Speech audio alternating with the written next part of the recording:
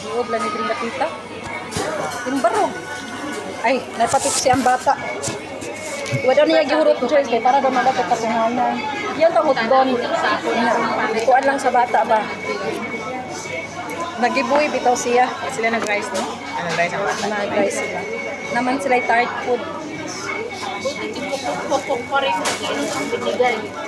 Sabi ko kasi, ay yung mga nag-ano ng parte, gagawin nyo, ilungin nyo bawat tako kabal.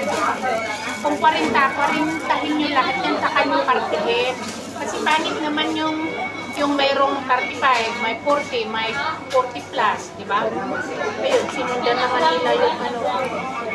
Sabi ko, Marso na, bakit hindi pa kayo magbigay ng para sa akin?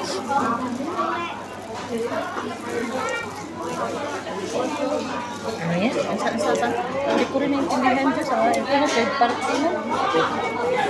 Kasi ang party na rin. Basta niluro. Sa tagaan, magtulog ko siya. Takot ka to? Sa kong kauho ba, kung nabanatan ang iyong nunulog ng kukuan. Nakukita ko sa kukuan. Naku, may buhok ang bata. Naku eh. Ba't di ka kumain? Ha? Uhaw na uhaw ako pagkagising ko hanggang ngayon eh. Binanatan ko. Ikaw pa namang natulog sa plaza na nakaganon. Kumuha ka ng tubig. Pangalawang baso na yun.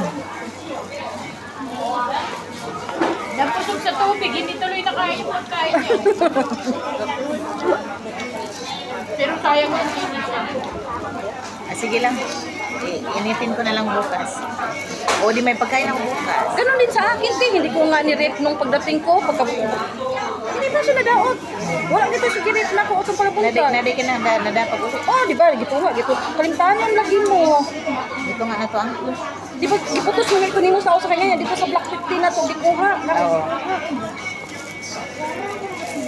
Ngayon na akong kapan. Ako po, Joyce. Dito na ko mahurog. Hindi ni mamurot. Ang kani akong manok po ba? Ako lang manok. Hindi mo raman ako. Oh. Ilang rice, oh. Oh. Mahurot ni may mga rice. Di ko kayo siguro. Basta alerte ko bet.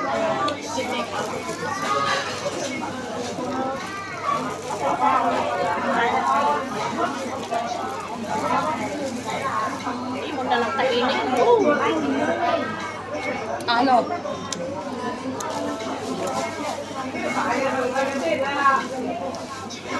Wow!